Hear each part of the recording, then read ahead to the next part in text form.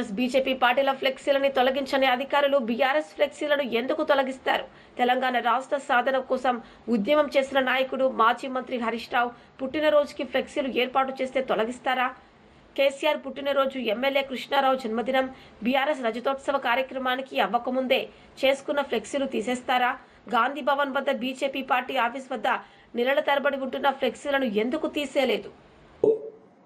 Congress party అధికారం వచ్చిన తర్వాత ఎవరినైనా బర్త్డేలు కానీ ఏమైనా ఫంక్షన్స్ అయినా సీఎం గారి వచ్చినా, మంత్రులు వచ్చినా, అలా కాంగ్రెస్ పార్టీ ఎమ్మెల్యేలు వచ్చినా, బీజేపీకి సంబంధించిన ఎమ్మెల్యేలు, ఎంపీలు, మంత్రులు వచ్చినా బ్యానర్లు మాత్రం తీయటం లేదు.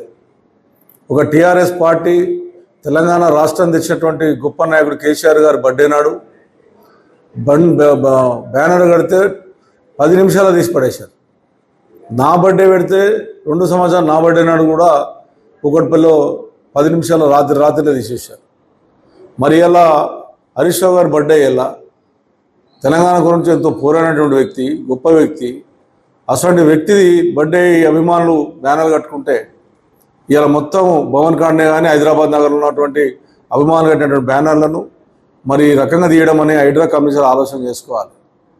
మీ చేతిలో అధికారం ఉందని చెప్పి అసెంబ్లీ దగ్గర ఎన్ని ఉంటే మీరు ఒకసారి చూసుకోండి. కాంగ్రెస్ పార్టీ కార్యాలయం దగ్గర ఎన్ని ఉంటే ఒకసారి చూసుకోండి. బీజేపీ కార్యాలయం దగ్గర ఎన్ని ఉంటే చూసుకోండి. మీరు చోటపై బడాబాయి ఏమో ఉంటాయి, మా ఏమో తీయడం అనేది ప్రజాస్వామ్యం మంచిది కాదు. హైడ్రా కమిషనర్ గారు మీరు ఒకసారి ఆలోచన చేయండి. ఇది చాలాసార్లు చెప్పి చూసాము మేము, ఇది మంచిది కాదు. అందరికి ఒక న్యాయం చేయాలి తప్ప మీరు ఒక పార్టీకి ఒక న్యాయం, ఒక పార్టీకి ఒక న్యాయం చేయడం అనేది దుర్మార్గమైన విషయం. ఇది ఇలా నిజంగా అటువంటి గొప్ప నాయకుని బ్యానర్లు చింపడం అనేది ఇది తెలంగాణ రాష్ట్రాన్ని అవమానించినట్టు. అందరికి ఒక న్యాయం ఉన్నప్పుడు మాకా న్యాయం ఇవ్వాలి తప్ప మా బ్యానర్లు చూస్తే 20 పనులు తీయడం. కుక్కట్పల్లిలో కానీ హైదరాబాద్ నగరంలో కానీ ఎక్కడ కూడా వేరే వాళ్ళ సొంత మనసులో ఉంటే బ్యానర్ తీయట్లేదు. టీఆర్ఎస్ పార్టీ జెండా కనబడితే తీస్తూ ఉన్నారు.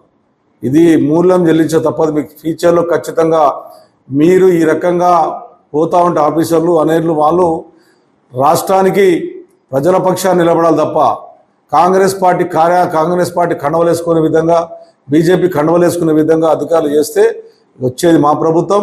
మీకు తగినటువంటి శాస్తి జరుగుతుంది. ఆఫీసర్లు ఆలోచన చేసుకొని చెప్పి తెలియజేస్తా ఉన్నాను.